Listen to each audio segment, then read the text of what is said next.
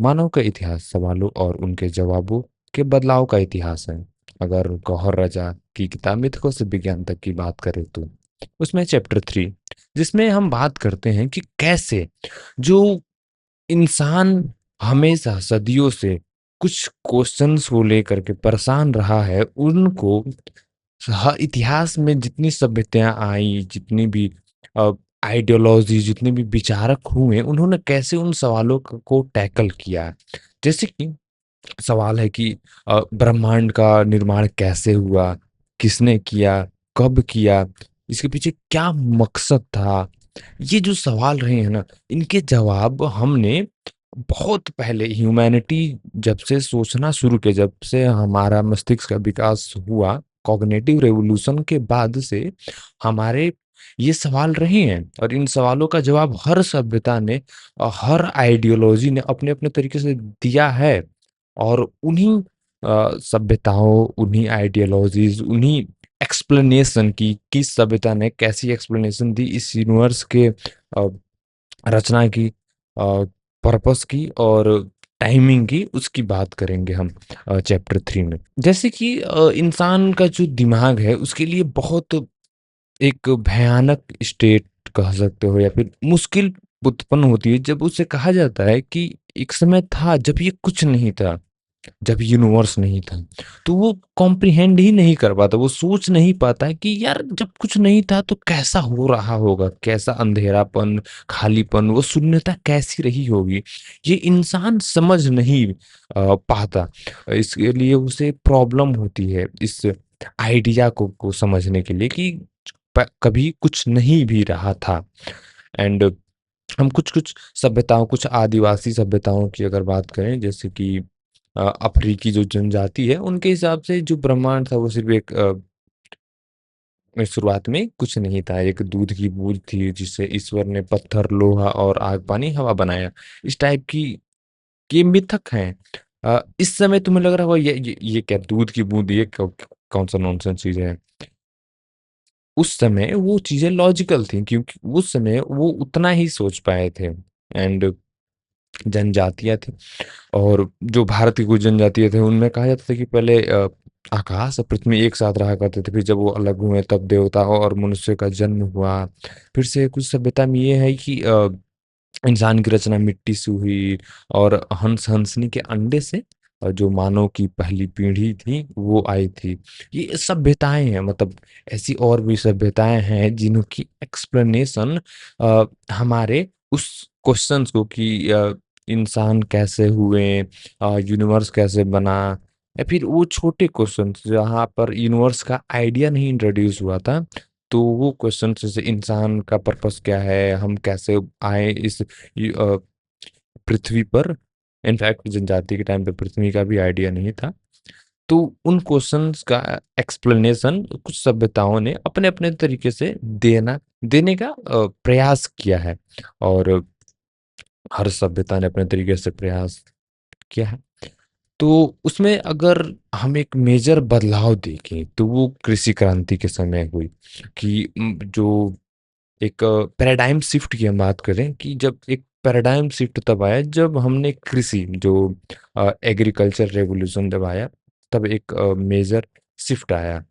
And उसमें उनको बताया गया कि हाँ, जो हमारे देवी देवता हैं वो मैं नजर की तरफ वो ये काम करते हैं। जैसे कि ये भी तुम हिंदू रिलीजन में देख लो तो अ, जो भगवान है, जैसे कि वरुण देव का काम हवा है, अग्निदेव आगे को देखते हैं, सूर्य देव हैं।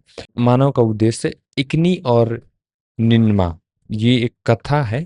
ठीक है, उसमें ये बताया गया है कि जो इंसान को इंसान को इस पृथ्वी पर लाया इसलिए गया है क्योंकि देवी देवताओं की सेवा और मेहनत के लिए रचा गया है, देवी देवता की सेवा के लिए, ताकि देवी देवता को कठोर श्रम ना करना पड़े, अ, बड़े लोगों को छोटा काम ना करना पड़े। दैट्स द मिस्र के मिथकों में ये भी मिलता है कि जैसे देवी देवताओं ने जब पृथ्वी छोड़ा तो वो शासन का अधिकार राजाओं को दे दिया उन्होंने, इसे फरेर फरौन कहा जाता है मिस्र में। वह उनको दे दिया गया कि यहाँ देवी देवताओं ने अपना काम, अब शासन वाला अब इन्हें दे दिया गया है, अब ये संभालेंगे।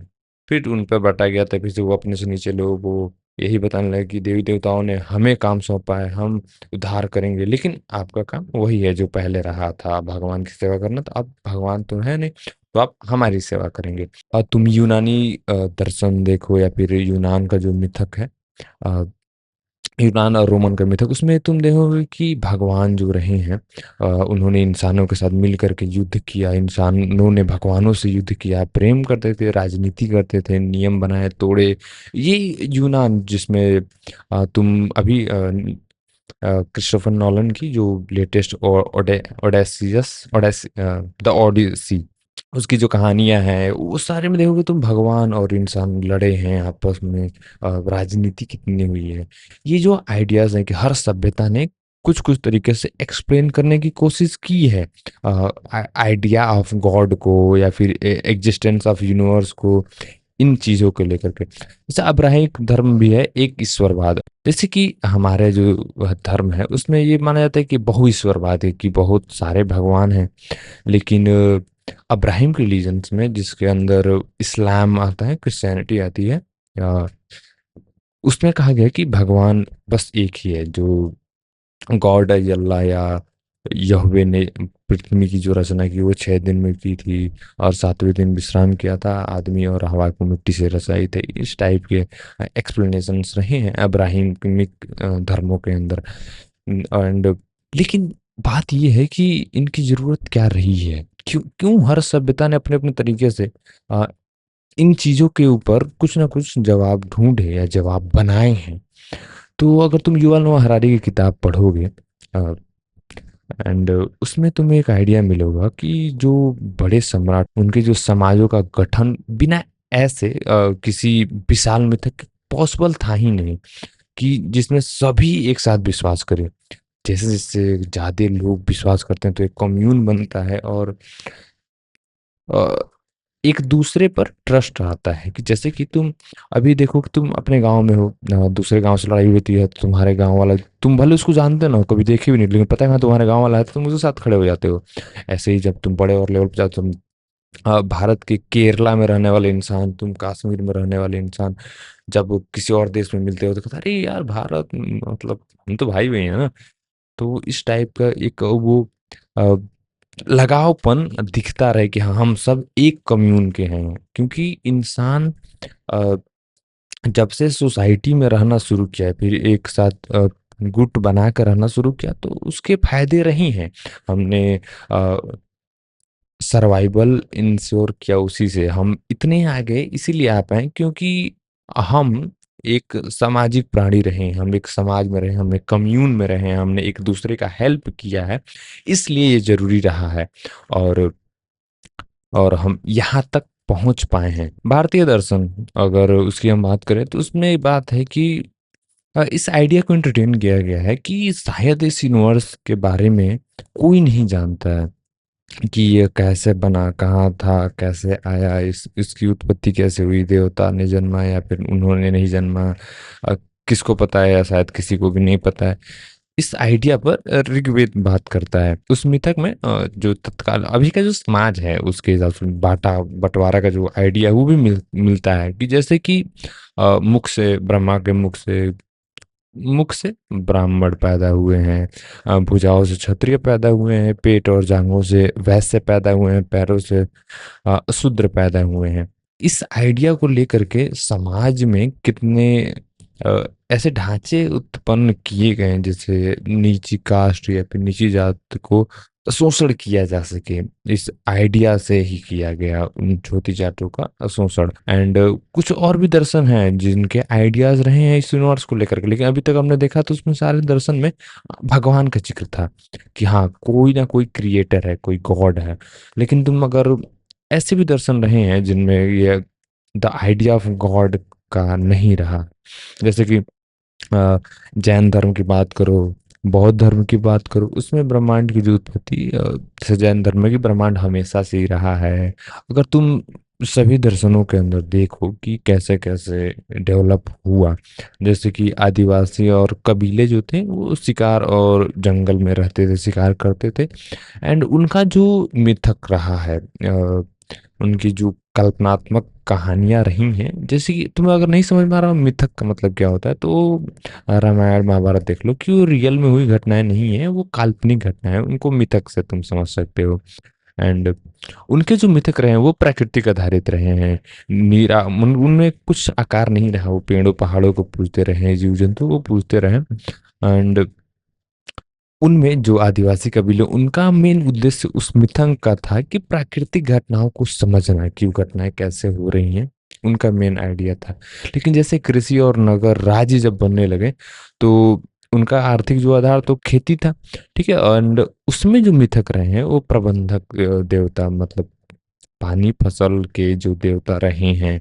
एंड उसमें समाज के जो जटिल कार्य को व्यवस्थित करने का काम रखा गया है भगवानों को, कि हाँ वरुण देव हमारे हवा के लिए उत्तरदायी हैं। कुछ कुछ एक्टिविटीज जैसे बारिश कराना इंद्र का काम, ऐसे ही एक्टिविटीज उनको सौंप दी गई है जिससे से सभ्यता में। और बड़े साम्राज्य में जाओ जहाँ राजशाही विशाल जनसंख्या, तो उसमें लाखों अनजान लोगों को एक साथ बनाए रखने का काम इस आइडिया के अंदर रहा है, मिथक के अंदर रहा है। एक ईश्वरवाद का बात करो या फिर बहु ईश्वरवाद की बात करो, उसमें यानी कि तुम देख रहे हो कि जो आइडिया ऑफ गॉड है वो शुरू, या फिर जो मिथक्स हैं उनकी शुरुआत रही है कि प्रकृति घटनाओं को एक्सप्लेन करना, फिर से कामों को बांट देना कि हाँ ये काम ये कराते हैं, ये काम ये कराते हैं। फिर से उसका काम बस ये रह गया कि कैसे एक बड़ा कम्यून बनाया जा सके, एक बड़ा सी कम्युनिटी बनाई जा सके, वहां तक रह रह गया है। मिथक्स हैं उनका समाज में क्या इम्पैक्ट रहा है। मिथक जो है वो केवल पुरानी कहानियां भर रही हैं, ऐसा नहीं है कि वो कहानियां खत्म हो गई, आज भी वो समाज का एक बहुत बड़ा अंग है। बातें सत्य हों या गलत हों, इन मिथकों के द्वारा कितने लोगों का शोषण किया गया हम सब जानते हैं। बात ये है कि ये जो पुरानी कथाएं हैं, जब ये कथाएं किसी धर्म का हिस्सा बन जाती हैं, किसी एक बड़ी कम्यून के द्वारा एक्सेप्ट कर ली जाती है ना, तो उसे एक सच की तरह मान लिया जाता है, एक्सेप्ट नहीं, ये अरे ये तो हमारा इतिहास रहा है, ऐसे कैसे हो सकता है। जैसे कि रामायण महाभारत की बात करो, वो एक बड़े कम्युनिटी के द्वारा एक्सेप्ट कर लिया गया, तो एक ढांचा के अंदर वो आ गया जिससे छूटना थोड़ा मुश्किल है। लेकिन नहीं, तुम अगर बात करो उन सभ्यताओं को जिसने कहा कि इस यूनिवर्स की शुरुआत दूध से हुई है, दूध था, हंस के अंडे हैं, या इस टाइप के जो आइडियाज, उन्हें तो किसी बड़े कम्यून ने एक्सेप्ट नहीं किया ना, तो वो आइडिया अब तक सर्वाइव नहीं कर पा रहे हैं। एंड बहुत से पुराने आइडियाज जो सरवाइव कर पाए हैं, बहुत से नए आइडियाज जो सरवाइव भी, नए भी तो आइडियाज कुछ ना कुछ हुए हैं जो सरवाइव नहीं कर पाए, लेकिन बहुत से पुराने आइडिया जो सरवाइव नहीं कर पाए, कुछ का आइडिया जो है वो सरवाइव कर पाए हैं। एंड इसका फायदा ये है कि एक मानसिक मनोवैज्ञानिक आधार बन जाता है किसी को एकजुट में लाने के लिए, किसी एक कम्यून को बनाने के लिए। और ये जो कहानियां रही है ना, इनमें फंडामेंटल्स एक चीज है कि ये कहानियां फैक्ट पे नहीं है, ये कहानियां विश्वास पर हैं, फेथ पर आधारित हैं। और ये हमारा शुरुआत रहा है कि हमने कैसे जो विश्वास यानी कि जो फेथ वाली कहानियां थी उनको अपने दिमाग में गढ़ा। लेकिन जैसे जैसे हमारी तकनीकी, जैसे जैसे हमारे इंस्ट्रूमेंट, हमारा ब्रेन और ज्यादा डेवलप होता गया, तो हमारे पास बेटर एक्सप्लेनेशन मिलती गई, जो कि हमारे फेथ पर नहीं, हमारे फैक्ट पर आधारित थी, जो कि विश्वास पर नहीं, प्रमाण पर आधारित थी। और वो कहानियां, मतलब कहानियां नहीं है वो एक्सप्लेनेशंस जो फैक्ट पर आधारित हैं, जिनके पीछे प्रमाण है, वो साइंस है। साइंस ने भी इन सारे क्वेश्चंस का जवाब देने का प्रयास किया है और बहुत बेहतरीन अब तक कर रहा है। बाकी अ, लेकिन बात यह है कि जो पुराने मिथक्स हैं जिनकी कल्पना करके बनाया गया था, जो विश्वास पर आधारित है, उनके कम्यून्स हैं, उनके कम्यून्स बहुत बड़े बड़े हैं। तो उनको छोड़ करके साइंस की छाया में आना, शरण में आना प्रॉब्लम बन जाता है, क्योंकि साइंस का कम्यून कहीं ना कहीं अभी बहुत छोटा रहा है। एंड छोटा है भी कि लोग साइंस की तरफ कम जा रहे हैं, साइंटिफिक एक्सप्लेनेशन किसी चीज के पीछे कम जा रहे हैं, क्योंकि उसमें मेहनत है। एंड जो हमारे कम्यून के द्वारा, जो हमारे कंडीशनिंग के द्वारा बनती आ गई हैं, उन्हें तो कोई बात नहीं ना, तुरंत एक्सेप्ट करना, उसमें कुछ जाता नहीं है। लेकिन अपने उस कंफर्ट जोन को छोड़ करके एक नया चीज अपनाना, ये थोड़ा मुश्किल होता है लोगों के लिए। इसीलिए कि एंड इसीलिए लोग साइंस की जो एक्सप्लेनेशन है उसको उतना नहीं मानते। लोग नहीं कहते कि डार्विन की जो थ्योरी ऑफ एवोल्यूशन है वो इम्पोर्टेंट है, या फिर बहुत से अभी भी तुम्हें लोग मिल जाएंगे जो डार्विन की थ्योरी को गलत साबित करने करते हैं, कहते हैं कि ये कुछ नहीं गलत है, नॉनसेंस है। यूनिवर्स के बारे में, पृथ्वी के बारे में, शेप एंड साइज के बारे में, ये सब के बारे में तुम्हें दोनों तक मिल जाएंगे। एक तरफ फेथ वाला है, एक तरफ फैक्ट वाला है।